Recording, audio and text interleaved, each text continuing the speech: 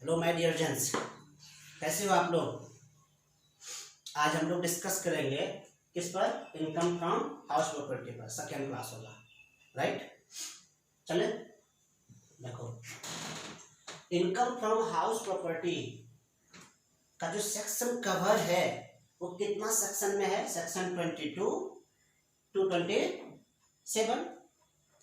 Section 20 इतना ही section इस chapter में पढ़ना है। और सेक्शन 22 क्या करता है? Charging section.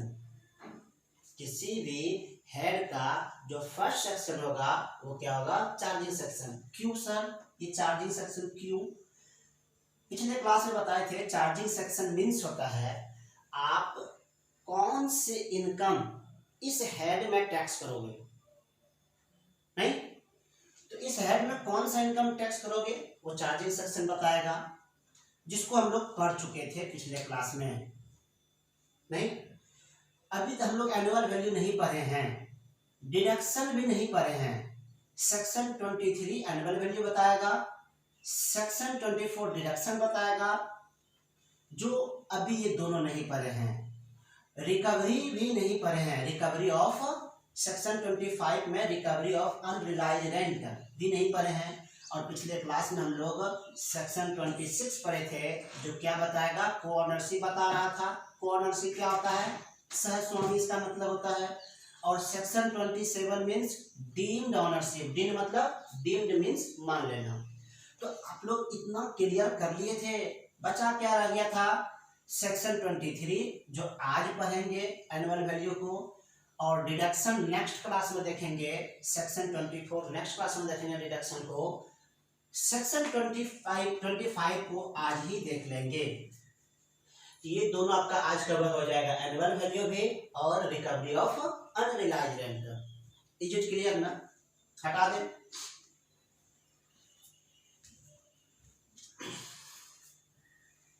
तो चलो, हम लोग जो इनकम कंप्यूट करते हैं ना प्रॉपर्टी का, तो किस तरह का इनकम कंप्यूट करते हैं? प्रॉपर्टी का यूज जो हम लोग करते हैं वो किस तरह का यूज करते हैं? तो ये देखो, ये इनकम फ्रॉम हाउस प्रॉपर्टी जो है प्यारे बच्चों, इसका हम लोग जो यूज करेंगे हाउस प्रॉपर्टी को किस तरह से, तो फर्स्ट हो गया आपका let out. Let out, let out means rent पे लगाना। Second, self occupied. Self occupied, self occupied means खुद रहना। और तीसरा आपका क्या हो गया बच्चों? Let, deemed let out. Deemed let out, short में इसको DLO बोलते हैं, DLO, राइट ना? इनके बारे में आप समझ लो, ये क्या होता है। आपका जो बिल्डिंग होगा, उस बिल्डिंग का जो आप यूज करते होंगे, कैसे आप उसको या तो लेट आउट करते होंगे, रेंट पे लगाते होंगे। सर रेंट पे लगाने का मतलब क्या होता है? देखो, अगर आपने प्रीवियस ईयर में प्रॉपर्टी से, बिल्डिंग से 1 रुपया भी अर्न किया है ना प्रीवियस ईयर में, वो लेट आउट है। और अगर प्रीवियस ईयर में फुल ईयर आप खुद रहे हो, 1 रुपया भी अगर बिल्डिंग से अर्न नहीं किया है, तो वो क्या है? सेल्फ ऑक्यूपाइड है। और तीसरा क्या होता है? Deemed let out. Deemed let out means क्या होता है बच्चे? तो समझो, डीम्ड लेट आउट, आपके पास एक बिल्डिंग है, बिल्डिंग नंबर 1 जो कि पटना में है। एक बिल्डिंग और है आपके पास जो भागलपुर में है। एक बिल्डिंग और भी भागलपुर में ही, एक बिल्डिंग और है आपका। सर कितना बिल्डिंग है? अरे आप बहुत पैसे वाले हो।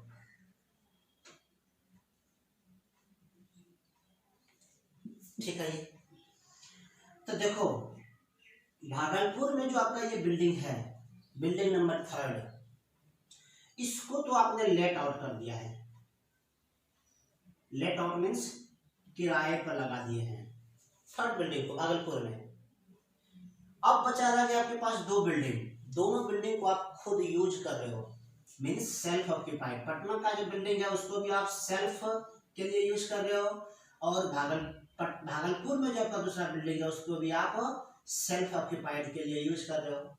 नहीं तो गवर्नमेंट कह रहा है कि इस दोनों घर में से एक घर आप चुन लो अपने रहने के लिए, दो घर में से एक घर आपको चूज करना है। तो आपने क्या किया, इस घर को, पटना में जो आपका घर है उसको आप चूज कर लिए सेल्फ ऑक्यूपाइड के लिए। तो एक घर आपका सेल्फ ऑक्यूपाइड हो गया बच्चे पटना में, एक घर आपका क्या हो गया, लेट आउट। तो ये जो घर बच गया भागलपुर में ही, जिसमें ना तो आप अब रहेंगे और ना ही आपका लेट आउट पे है, ठीक है। तो भागलपुर में जो आपका बिल्डिंग है जिसमें आप नहीं रह रहे, आपने चूज किसको किया है, पटना में, तो भागलपुर में जो दूसरा बिल्डिंग है गवर्नमेंट ने इसको कहेगा, मान लेगा इसको लेट आउट, इसी को कहते हैं डीम्ड लेट आउट। गवर्नमेंट ने मान लेगा इसको कि ये बिल्डिंग रेंट पर लगा होगा। अब आप रेंट पे नहीं भी लगाए तो फिर भी गवर्नमेंट ने मान लेगा क्या बच्चे, लेट आउट पर ये बिल्डिंग होगा और इस पर टैक्स देना पड़ेगा। तो सर क्या होगा, तो ध्यान देना, ये लेट आउट बिल्डिंग का इनकम जब कंप्यूट करोगे तो वैसे ही इनकम कंप्यूट करेंगे, इसको जिस तरह से कंप्यूट करोगे लेट आउट बिल्डिंग का, डीम्ड लेट आउट का भी कंप्यूटेशन सेम होगा। तो मतलब दोनों का इनकम कंप्यूट सेम होगा, चेंज नहीं होगा। क्लियर ना, इसमें सिर्फ चेंज होगा सेल्फ ऑक्यूपाइड के केस में। चलो मैं हटा दें, डीम्ड लेट आउट का मतलब समझ में आया क्या हो गया, डीम्ड लेट आउट का मतलब समझ में आया क्या हो गया, क्लियर। चलो देखो अब ये जो लेट आउट आपका जो बिल्डिंग लेट आउट पर है, क्या ये कितने तरह से, ये देखो ये जो बिल्डिंग लेट आउट होगा प्रैक्टिकली इसको किस तरह से लेट आउट रहता है बिल्डिंग को देखना है। आपका जो बिल्डिंग लेट आउट हो सकता है बच्चे, फर्स्ट फुल ईयर के लिए हो सकता है कि नहीं, फुल ईयर के लिए हो सकता है कि नहीं। आपके पास बिल्डिंग है, पूरे साल आपने क्या किया, भाड़े पे लगा दिया है। अच्छा ऐसा भी हो सकता है ना, सेकेंड आपके पास जो बिल्डिंग है लेट आउट तो आपने किया है, मतलब रेंट पे तो लगा हुआ है, बट वैकेंट रहा होगा, वैकेंट फॉर सम पीरियड। आपका बिल्डिंग प्रीवियस ईयर में लेट आउट तो था, लेकिन कुछ महीना, कुछ पीरियड खाली भी रहा होगा। ऐसा होता है, जैसे मान लेते हैं कि आपके पास बिल्डिंग है, पिछले महीने में, पिछले प्रीवियस ईयर में 10 मंथ ही आपका क्या रहा, किराए पर था, अब 2 महीना क्या हो गया, वैकेंट रहा होगा, खाली रहा होगा। ऐसा होता है ना कि भाई 10 महीना आपका क्या है, रेंट पर है, और 2 महीना आपका क्या हो गया, खाली हो गया। तो ऐसा भी हो सकता है ना। तो आपका बिल्डिंग जो है वो फुल ईयर लेट आउट हो सकता है, आपका building full year let out नहीं भी हो सकता है। क्या हो सकता है, कुछ महीने के लिए खाली हो सकता है। तो ये क्या पढ़ रहे हैं हम लोग मालूम है, इससे आपको रिलेटेड क्वेश्चन मिलेगा। आपका क्वेश्चन ऐसा मिलेगा जो बिल्डिंग फुल ईयर के लिए लेट आउट होगा, बिल्डिंग फुल ईयर के लिए लेट आउट नहीं भी हो सकता है। तो इससे रिलेटेड क्वेश्चन मिलेगा, इसलिए आपको हम थोड़ा सा डिस्कस कर रहे हैं। एनुअल वैल्यू करने से पहले इसको थोड़ा सा डिस्कस कर रहे हैं। चलो उसके बाद थर्ड नंबर में हम लोग क्या देखेंगे बच्चे, थर्ड नंबर में ऐसा भी हो सकता है ना, part of year, part of year let out and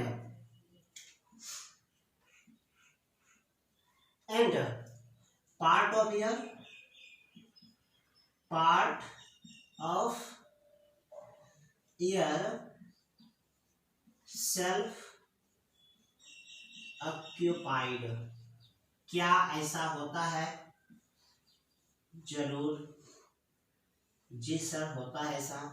हुआ यूं, आपने बिल्डिंग को लेट आउट कर रखा था प्रीवियस ईयर में, अब आपको रहने में दिक्कत हो रहा है, तो जो आपके यहाँ टेनेंट था, किराएदार था, उनको आप क्या किए? खाली करा दिए, प्रीवियस ईयर में ही खाली करवा दिए। हो सकता है कि 8 महीना रहा हो, 7 महीना रहा हो आपके यहाँ किराएदार, उसको खाली करवा करके और आप खुद रहने लगे। ऐसा होता है कि नहीं? होता है। तो वही हो गया, part of the year let out होगा and part of the year, तो ये हो गया लेट आउट बिल्डिंग का कहानी। नहीं, अब हम लोग देखो, ये जो सेल्फ ऑक्यूपाइड बिल्डिंग है, इसको भी दो तरह से यूज होता है। एक तो देख लो, एक तो है actually self occupied, self occupied. एक तो आप वास्तविक रूप से रहे होंगे बिल्डिंग में, बिल्डिंग था आपके पास और एक्चुअली आप क्या किए हैं? वास्तविक रूप से आप रहे हैं। नहीं, ऐसा भी तो हो सकता है ना, बिल्डिंग सेल्फ ऑक्यूपाइड के पर्पस के लिए था, आपने बिल्डिंग से कमाया नहीं, ठीक ना? यहां लिखेंगे not self occupied, not self occupied, occupied due to employment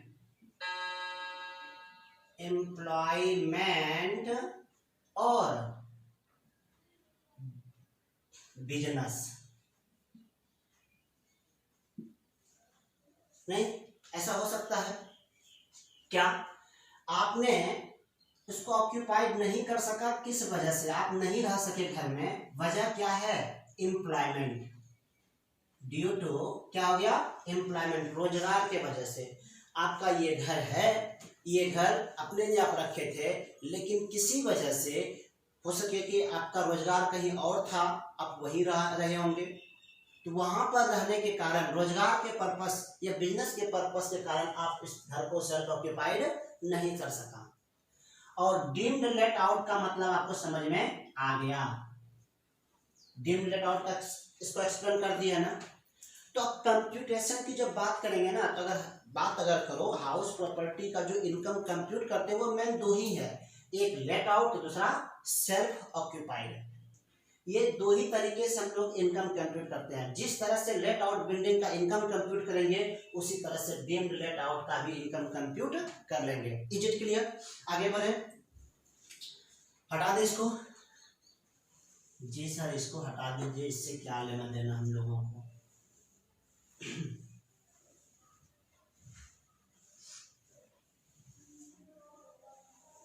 अब हम लोग देखेंगे फॉर्मेट, इनकम कैसे कंप्यूट किया जाता है।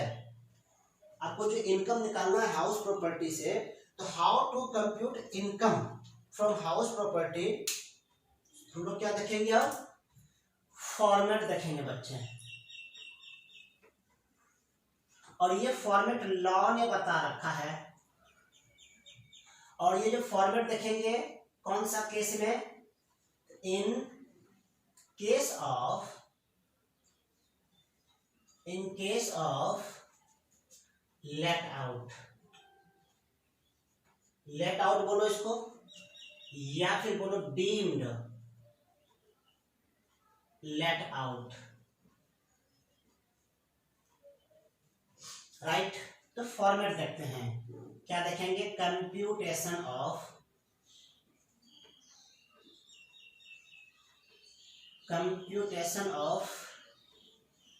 इनकम फ्रॉम हाउस प्रॉपर्टी,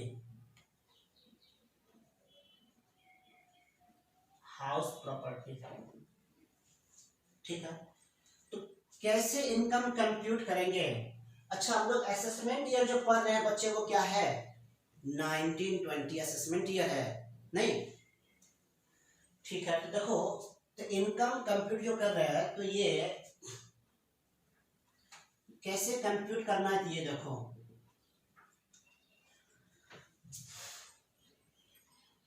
तो सबसे पहले हम लोग लेंगे एनुअल वैल्यू। क्या लेंगे बच्चे? ग्रॉस एनुअल वैल्यू लेना। सबसे पहले क्या लोगे? Gross annual value. ठीक है, इसको शॉर्ट में क्या लिखेंगे? GAV। और ये अमाउंट कितना होगा ये आपको सेक्शन 23 बताएगा। इसका अमाउंट कितना होगा ये कौन बताएगा? ये जो अमाउंट आएगा कितना, वो सेक्शन 3। तो आगे हम लोग देखेंगे ग्रॉस एनुअल वैल्यू कैसे निकालेंगे, वो सेक्शन 3 बताएगा। अभी तक तो सिर्फ फॉर्मेट देखना है, इस फॉर्मेट में देखना क्या ऐड होना क्या लेस होना है। अच्छा, उसके बाद हम इसमें माइनस कर लेंगे। किसको बच्चे? Municipal tax paid by the owner।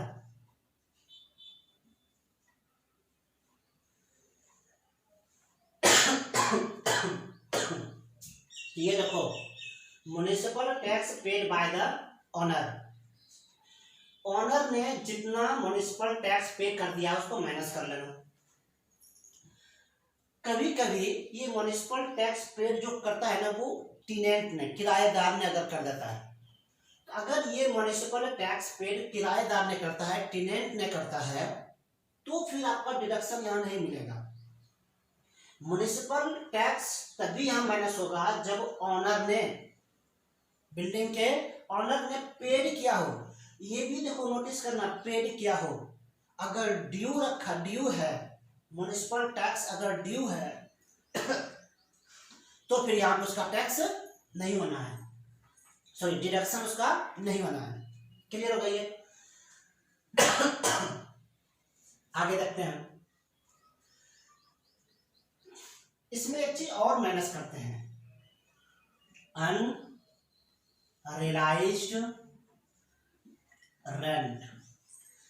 ये अनरियलाइज्ड रेंट तभी माइनस करेंगे इफ, तो ब्रैकेट में नीचे लिख देते हैं, if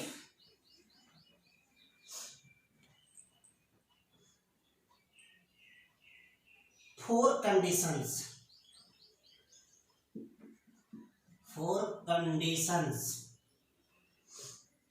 of rule 4 are satisfied।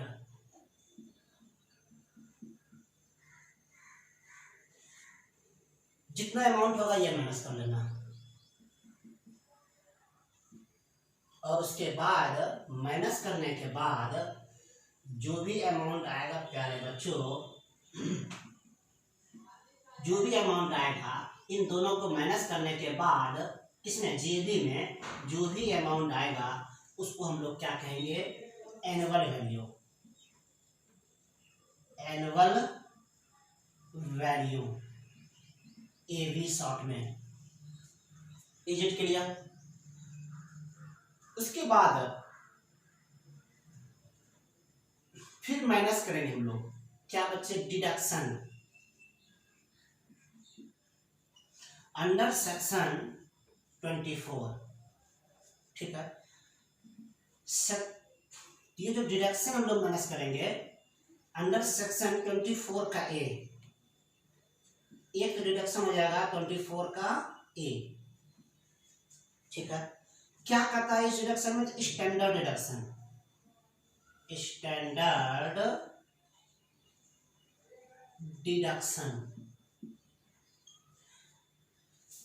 ये कितना हो जाएगा बच्चे, 30% ऑफ एवी।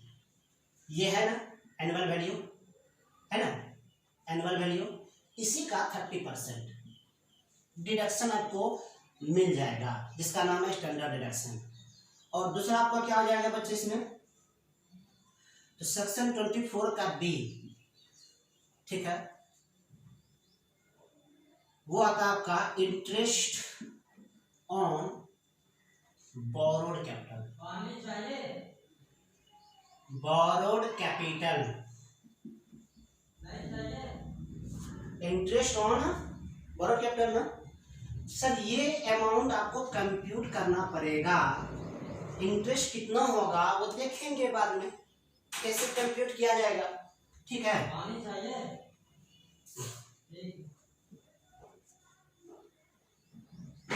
अब देखो इसमें से इन दोनों को माइनस करने के बाद जो अमाउंट आता है ना, यही हो जाएगा आपका taxable income. Taxable income from HP means house property. बस दैट्स इट, इतना सही फॉर्मेट है। और ये फॉर्मेट को अगर आप समझ लो तो चैप्टर आपका कवर आपके हाथ में। तो समझे इसको पहले, तो क्या क्या लिखा है, computation of income from house property में सबसे पहले आएगा GAV means gross annual value. ये अमाउंट कैसे आएगा देखेंगे आगे, सेक्शन 23 को देखेंगे। Municipal tax paid by the owner. Sir municipal tax क्या होता है, आप जहां रह रहे हो वहां का लोकल अथॉरिटी, ठीक है, आपके बिल्डिंग का एक वैल्यू डिटरमाइन किया जाता है। उसी वैल्यू जिसको हम लोग म्युनिसिपल वैल्यू कहते हैं, उसी वैल्यू के आधार पर आपको टैक्स पे करना पड़ता है। तो क्वेश्चन में गिवन रहेगा म्युनिसिपल टैक्स पेड, कौन पेड करेगा, ओनर ने, तो ही डिडक्शन होगा। अगर टेनेंट ने, किराएदार ने पेमेंट किया है तो इसका डिडक्शन नहीं होगा। और पेड बेसिस पर ही इसको माइनस करेंगे। अगर ड्यू है, म्युनिसिपल टैक्स पेड नहीं होकर के अगर ड्यू है तो फिर आपका डिडक्शन यहाँ पर नहीं मिलेगा। क्लियर होगा ये। एक बात और यहाँ पे समझ लो, ये जो म्युनिसिपल टैक्स पेड करते हैं किसी भी ईयर का हो, अगर आपने टैक्स पे किया है तो फिर आपको माइनस कर लेना होगा। किसी भी ईयर का पे किया है माइनस हो जाएगा।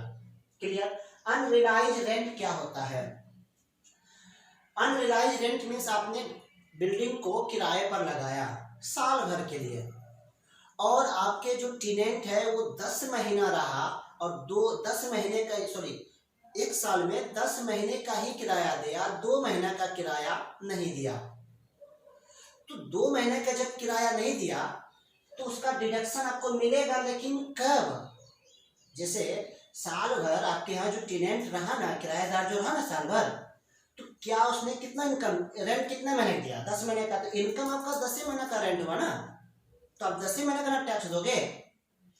लेकिन 2 महीने का, 10 महीने का जो टैक्स दोगे वो तभी दोगे जब आप 2 महीने का टैक्स का मतलब आप नहीं देना चाह रहे हो।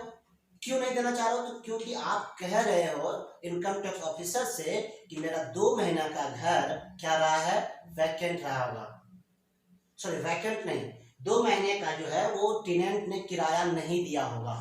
क्लियर ना। तो गवर्नमेंट कहा कि ये डिडक्शन, अनरियलाइज रेंट का डिडक्शन आपको तभी मिलेगा जब रूल 4 के 4 कंडीशन है उसको आप फुलफिल कर देते हो। ये 4 कंडीशन क्या है आगे हम देखेंगे। वैसे आपको क्वेश्चन में टेंशन लेने की जरूरत नहीं है कि ये कंडीशन 4 आपको याद करना है। क्वेश्चन में लिखा हुआ रहेगा unrealise rent 4 conditions of rule 4 satisfied, इतना लिखा हुआ रहेगा। अगर ये बातें लिखा हुआ है तो अनरियलाइज रेंट का डिडक्शन मिल जाएगा। इनको माइनस कर देंगे अगर ग्रॉस एनुअल वैल्यू में से, तो आपका GAV निकल जाएगा, सॉरी एनुअल वैल्यू निकल जाएगा। अब एनुअल वैल्यू जो आएगा, गवर्नमेंट ने आपको डिडक्शन दिया, किस लिए, एक स्टैंडर्ड डिडक्शन दिया। स्टैंडर्ड डिडक्शन कितना माइनस करोगे, 30% ऑफ एनुअल वैल्यू का। अगर ये 1 लाख है तो ये कितना हो जाएगा, 30,000 हो जाएगा। 1 लाख का 30% 30,000। सर स्टैंडर्ड डिडक्शन होता क्या है, स्टैंडर्ड डिडक्शन, आप बिल्डिंग जो बनाए हैं तो बिल्डिंग से आप रेंटल इनकम कंप्यूट कर रहे हो ना। अब रेंटल इनकम कंप्यूट करो तो क्या बिल्डिंग में खर्च नहीं होता है, होता है। आप कितनी बार रिपेयर करवाए होंगे, कितनी बार आपका टंकी सब टूटा होगा, नहीं, कितनी बार आपने पेंट किए होंगे। तो कई तरह का बिल्डिंग से रिगार्डिंग एक्सपेंस होता है। अब आप साल भर में कई खर्च किए हैं बिल्डिंग के रिगार्डिंग में, तो उतना सारा खर्च के बारे में अगर मेरे पास आओगे, इनकम टैक्स ऑफिसर कह रहा है कि अगर आप बारी बारी से खर्च के बारे में हमसे डिडक्शन मांगोगे, हम तो रो देंगे, नहीं। तो बोला भाई आपने जितना भी खर्च किया है उसका टेंशन छोड़ो, बिल्डिंग के रिगार्डिंग में जो भी खर्च किए हैं उन सभी खर्च में एक साथ आपने डिडक्शन ले लो ना, उन सभी खर्च के लिए। किसका? एनुअल वैल्यू का 30%। ठीक है ये बात ना, एनुअल वैल्यू का। तो आप जब स्टैंडर्ड डिडक्शन 30% यहाँ पे निकालोगे तो क्वेश्चन में बिल्डिंग से रिगार्डिंग जो खर्च होगा उसको आप तब माइंड नहीं करना, उसको छोड़ देना, क्योंकि बिल्डिंग से रिगार्डिंग जो खर्च है उसी खर्च के बदले आपको स्टैंडर्ड डिडक्शन के लिए स्टैंडर्ड डिडक्शन आपको अलाउड है। Interest on borrowed capital, interest on borrowed capital हम लोग देखेंगे कैसे कंप्यूट करना होगा, नहीं। तो ये आपका फॉर्मेट हो गया। अब इस फॉर्मेट में मेन अगर देखो ना प्यारे बच्चों, ये यही है जेबी कैसे कंप्यूट करना है, और दूसरा है इंटरेस्ट ऑन बोरोड कैपिटल। ये दोनों अगर समझ में आ गया तो बाकी सब तो क्वेश्चन में गिवन रहेगा, टेंशन लेने की जरूरत ही नहीं है। तो सबसे पहले हम लोग सीखेंगे एनुअल वैल्यू कैसे कंप्यूट किया जाता है। हटा दो इसको, फॉर्मेट को ध्यान में रखना।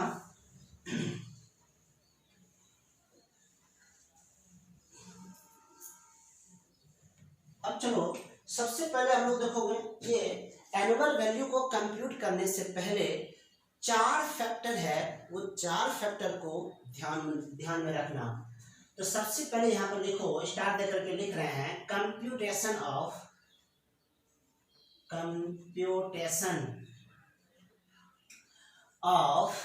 Annual value, computation of annual value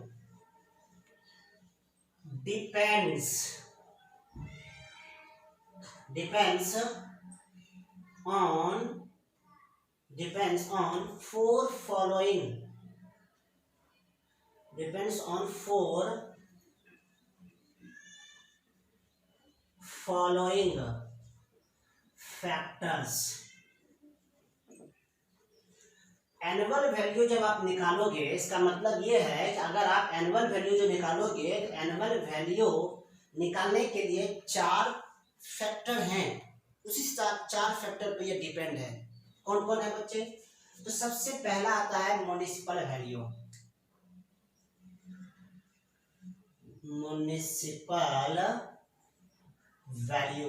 जिसको शॉर्ट में एमवी लिखेंगे, एमवी।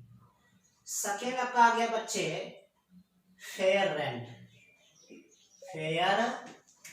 रेंट, जिसको हम लोग FR बोलेंगे शॉर्ट में। थर्ड आपका हो गया स्टैंडर्ड रेंट,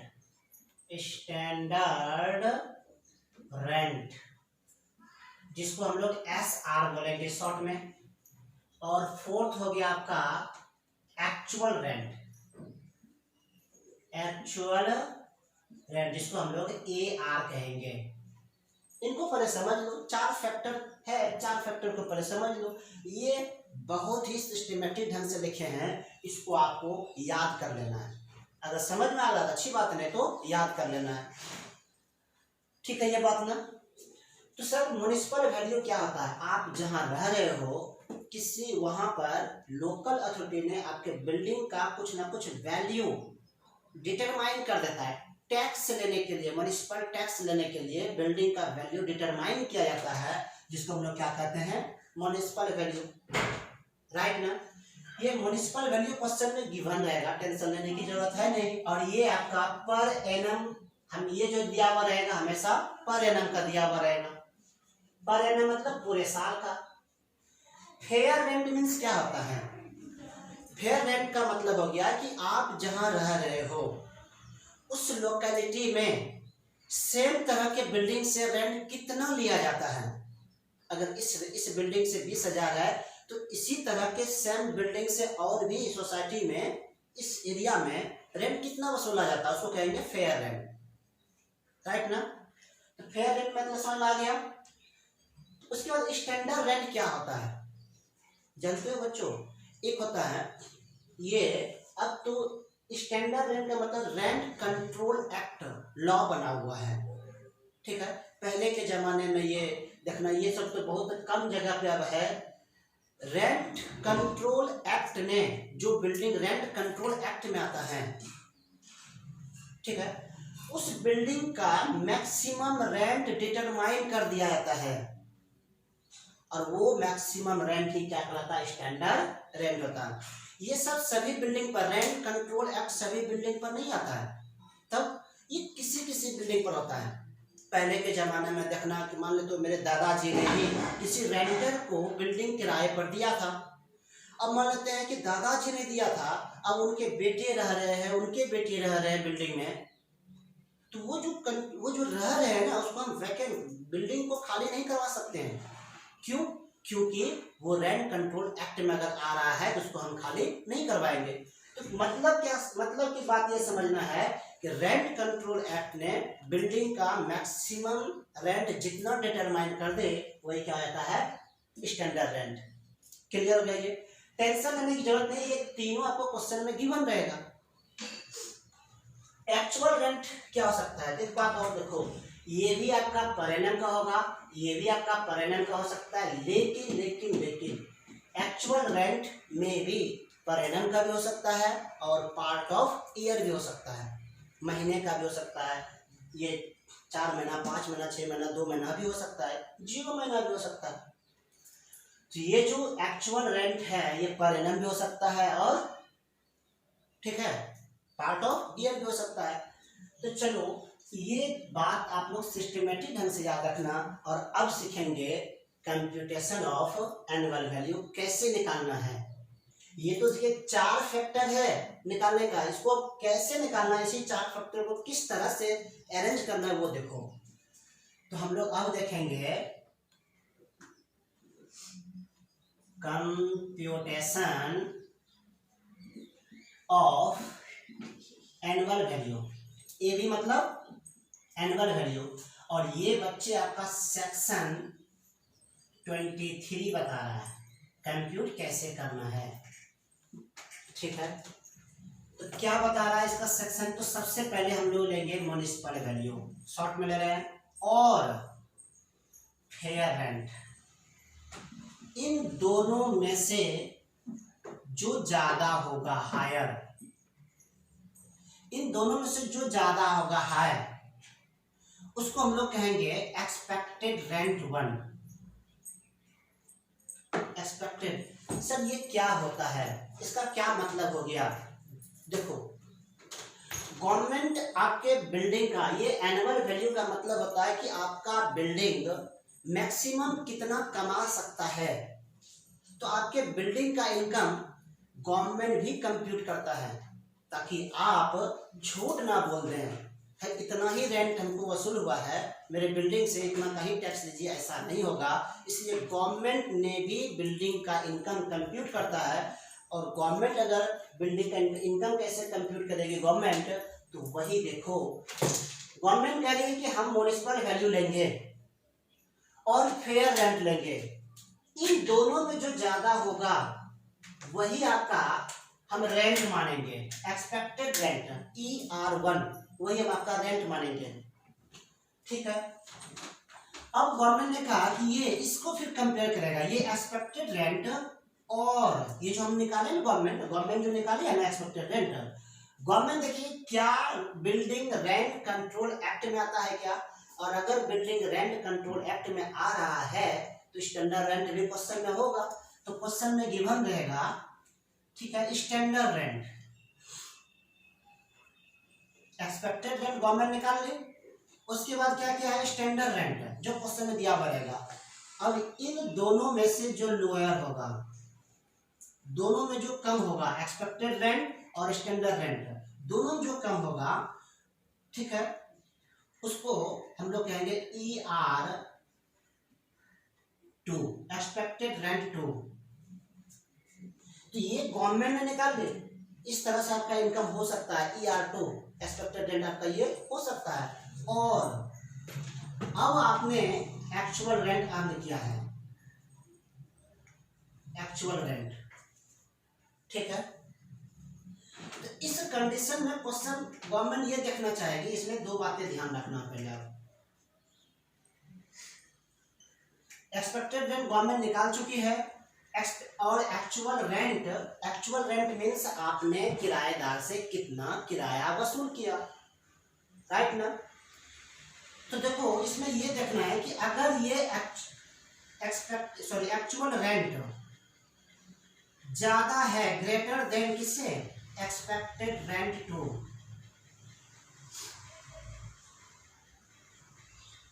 तो फिर इस कंडीशन में actual rent is GAV, actual rent he GAV होगा। एक्चुअल रेंट क्या हो जाएगा, मतलब क्या हुआ सर, इसको समझो। गवर्नमेंट कह रही है एक्सपेक्टेड रेंट के थ्रू गवर्नमेंट ने इस तरह से जो इनकम कंप्यूट किया बिल्डिंग का, गवर्नमेंट कह रही देखिए आपका बिल्डिंग 1 लाख रुपया पर एनम कमा सकती है, एक्सपेक्टेड रेंट होगा ये, नहीं। जैसे मान लो गवर्नमेंट कह रही है कि 1 लाख आपका बिल्डिंग कमा सकती है, ठीक है, और आप कह रहे हो कि नहीं हम तो 1,20,000 कमाए हैं एक्चुअल रेंट, नहीं। गवर्नमेंट कह रहा है 1 लाख कमा सकता है आपका बिल्डिंग, और आप चिल्ला कह रहे हैं हम 1,20,000 कमाए हैं। तो गवर्नमेंट ने कहा अच्छी बात है, कितना आप ऑनेस्ट हो, आप 1,20,000 पर साफ साफ कह रहे हो कि 1,20,000 हम कमा रहे हैं, तो गवर्नमेंट इसी पर टैक्स ले लेगा 1,20,000 पर। आपका 1,20,000 इनकम हुआ तो 1,20,000 पर वही कह रहा है कि ये जो AR है 1,20,000, तो वो ये भी हो जाएगा क्रॉस एनुअल वैल्यू। इसके पहले जो फॉर्मूला बताया ये क्लियर हो गया। लेकिन अगर बच्चे, अगर मान लो actual rent less than expected rent to, अगर ये हुआ तो आपका एक्चुअल रेंट कम है, आपने जो रेंट कमाया वो कम है, किससे, एक्सपेक्टेड रेंट टू से, गवर्नमेंट ने जो रेंट कंप्यूट किया है। इन कंडीशन में दो बातें नोटिस करना, क्या, ये देखना कि एक्चुअल रेंट जो कम है क्या ड्यू टू वैकेंसी है, क्या ड्यू टू वैकेंसी। अगर ये वैकेंसी है, due to vacancy, vacancy means आपका घर खाली हो, आपका घर क्या रह गया हो, कोई किराएदार वहां पर नहीं था बिल्डिंग में, तो फिर गवर्नमेंट ने कह रहा है कि ठीक है अगर आपका घर खाली है तो फिर आप रेंटल इनकम नहीं कमा सकते हैं, तब फिर आपका एक्चुअल रेंट जितना कम है वही आपका AR इज GAV, यही हो जाएगा। तो AR कम है ना, तो किस वजह से कम है, ड्यू टू वैकेंसी। अगर वैकेंसी की वजह से AR कम है तो फिर AR ही आपका GAV हो जाएगा। और अगर कोई अदर रीजन है, any other reason, any other reason, और अगर कोई दूसरा कारण हुआ तो उस कंडीशन में गवर्नमेंट ने कहा कि तब हम एक्सपेक्टेड रेंट को ही ER2 इज GAV मान लेंगे। Is it clear? बस इस फॉर्मेट को आपको नोटिस करना है, इसको आपको ध्यान में रखना है। इसको अगर आप याद कर लो, आपके मन में आ रहा है सर क्या इसको याद कर ले, तो हम कहेंगे हाँ रट लो। अगर समझ में आ गया तो अच्छी बात है, नहीं तो इसको रट लो। इसी के आधार पर आपका एनुअल वैल्यू निकलना है। अब इसको याद करने के लिए बादाम मत खाने लगना, नहीं। चलो इजी था ये। तो सबसे पहले ये एनुअल वैल्यू किस तरह से कंप्यूट करना है बच्चे, सबसे पहले लेंगे म्युनिसिपल वैल्यू, क्वेश्चन में दिया हुआ रहेगा, फेयर रेंट क्वेश्चन में दिया हुआ रहेगा। गवर्नमेंट में इन दोनों को पहले कंपेयर करेगी, दोनों में से जो ज्यादा होगा वो एक्सपेक्टेड रेंट 1, गवर्नमेंट ने इसी को रेंट मानेगा आपका बिल्डिंग का। अगर आपका बिल्डिंग रेंट कंट्रोल एक्ट में आता है तो फिर उस क्वेश्चन में स्टैंडर्ड रेंट दिया हुआ रहेगा तो गवर्नमेंट एक्सपेक्टेड रेंट 1 से कंपेयर करेगा स्टैंडर्ड रेंट से। इन दोनों में फिर जो लोअर होगा, दोनों में जो कम होगा, गवर्नमेंट कहेगी यही आपका बिल्डिंग का एक्सपेक्टेड रेंट हो सकता है, बिल्डिंग का आपका अनुमानित इनकम इतना ही हो सकता है। लेकिन अगर आपने जितना कमाया है बिल्डिंग से जितना कमा चुके हैं, जितना रेंट आपने वसूल किए हैं, वो आपका क्या हो जाएगा, actual rent.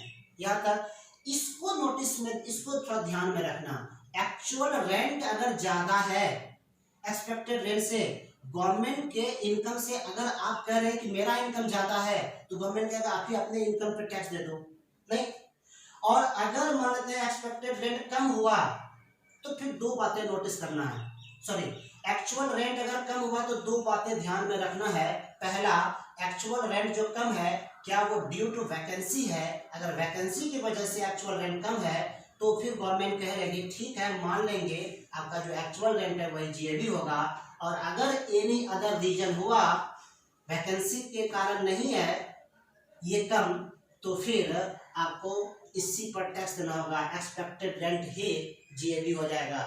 Is it clear? चलो आगे देखते हैं बच्चे, मिटा दो इसे ना। उसके बाद इसमें से देखो बच्चे, एक आया था आपका क्वेश्चन में म्युनिसिपल टैक्स। म्युनिसिपल टैक्स में क्या क्या इंक्लूड्स होते हैं, छोटी छोटी बातें हैं, देख लो। फॉर्मेट में जीएबी बताए थे ना, जीएबी कैसे निकालोगे, तो जीएबी आपको समझ में आ गया कैसे निकालना है। एक सवाल भी देखेंगे, क्वेश्चन जब देखोगे ना तो और क्लियर होगा। क्वेश्चन में देखो म्युनिसिपल टैक्स था, म्युनिसिपल टैक्स में क्या क्या इंक्लूड होता है बच्चे, वो लिख लो। Municipal tax includes, municipal tax includes क्या क्या शामिल होते हैं? नगर पालिका कर नहीं, देखो इसके अंदर जो शामिल है आपका हाउस टैक्स हो सकता है, हाउस टैक्स, घर का जो आप टैक्स देते हो, water tax, water tax, sewerage, sewerage tax, ठीक है, repair cess, education cess,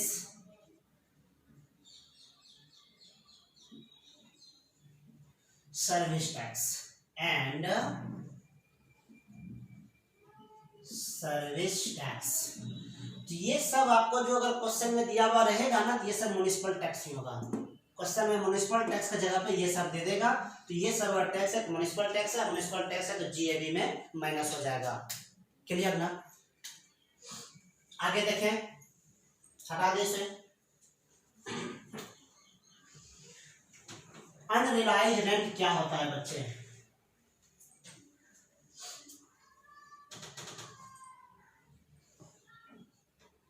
unrealized rent, unrealized rent ये हो गया the amount is not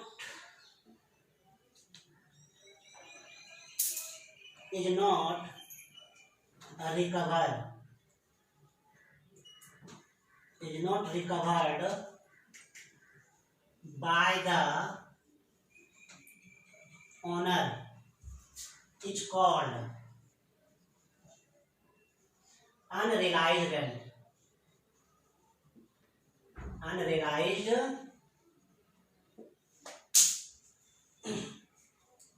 rent, ठीक है।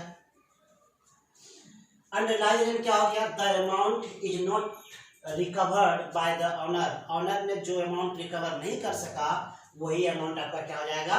अनरिलाइज्ड रेंट, ठीक है। अब इसका जो है ना डिडक्शन इसका अलाउड हो जाता है, अगर चेंज करके लिख लेना, deduction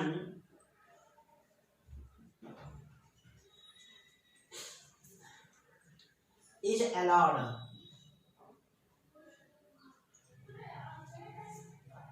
reduction of unrealized rent, reduction of unrealized rent is allowed only when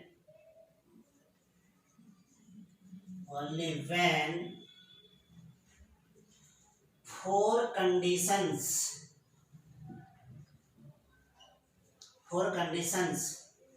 of rule 4 are satisfied. Reduction of unrealised rent is allowed. Unrealised rent का रिडक्शन तभी आपको अलाउ होगा जब रूल 4 के 4 कंडीशन आपने सेटिस्फाइड कर दिया है तो। ठीक है, 4 कंडीशंस कौन कौन है ये लिख लो।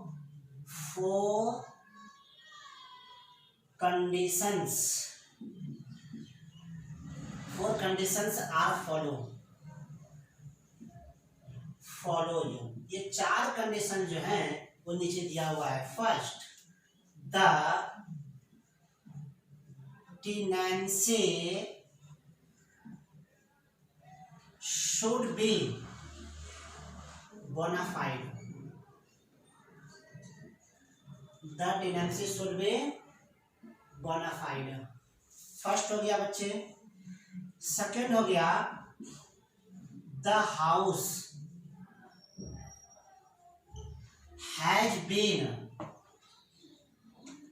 vacated by the tenant।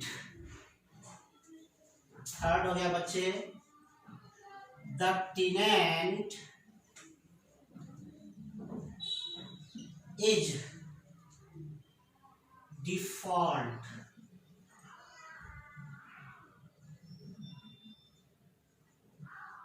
Default must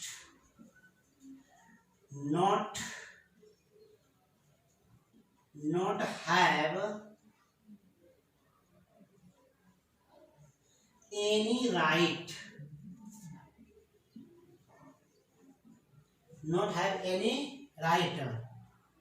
on any other property of the landlord। और फोर्थ कंडीशन है बच्चे, सॉरी थर्ड हो गया ये। और फोर्थ कंडीशन है, he had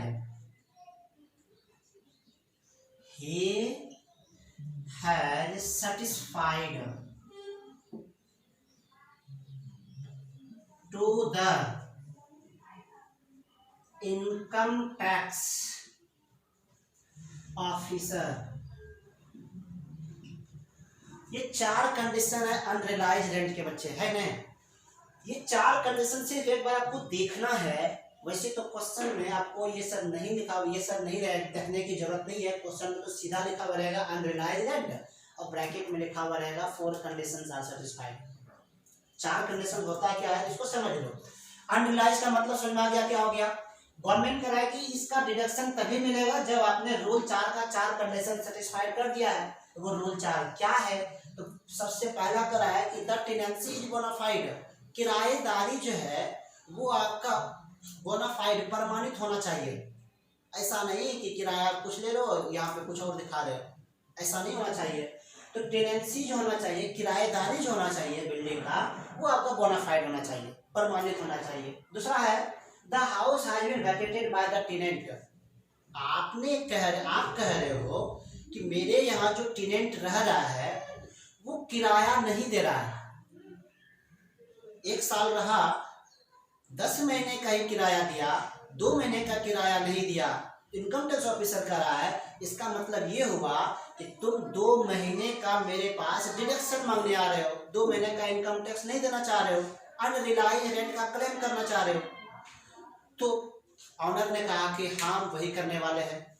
उसी पर्पस के लिए तो गवर्नमेंट ने कह रहा है इससे कि आपको तभी डिडक्शन मिलेगा जब आप 4 कंडीशन फुलफिल कर देते हैं। पहला है आपने जो किराया ले रखा है वो बोनाफाइड प्रमाणित होना चाहिए, ठीक। दूसरा कंडीशन क्या है, आपका the house has been vacated by the tenant. आपका जो किराएदार है उसको निकालो घर से, उसको खाली करवाओ, ठीक है। तीसरा क्या है, the tenant is default must, tenant का डिफॉल्ट होना जरूरी है। No have any right on any other property of the landlord, और ये कह रहा है कि आपके किसी भी बिल्डिंग में टेनेंट का कोई भी अधिकार नहीं होना चाहिए। आप अपने सब बिल्डिंग से निकाल दो उनको। ऐसा भी हो सकता है ना कि आपके पास एक आदमी है, वो 3 घर में आपके पास रह रहा है, ठीक है, तो जितना घर में अगर वो रह रहा है सब घर से खाली करवाओ। इनकम टैक्स का पैसा ऐसा कर दिया। और लास्ट कह रहा है he has satisfied to the income tax officer, और लास्ट में उस ऑनर को, लैंडलॉर्ड को, इनकम टैक्स ऑफिसर को ये विश्वास दिलाना होगा कि कोई फायदा नहीं है कानूनी कार्रवाई करने से, ये जो टेनेंट है बड़ा ढीठ है, इससे नहीं वसूला जा सकता है रेंट। तो फिर गवर्नमेंट ने कहा कि आप तब अनरिलाइज रेंट का डिडक्शन ले जाओ। इज इट क्लियर ना? तो चलो बच्चे, अब नेक्स्ट क्लास में हम लोग जो कंप्यूट करेंगे वो कुछ सवाल देखेंगे, ठीक है।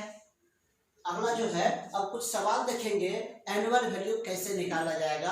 आप लोग क्या करना, एचसी मेहरोत्रा बुक का इलस्ट्रेशन 1 से लेकर के 5, 6 तक देख लेना, ठीक है। Thank you for watching.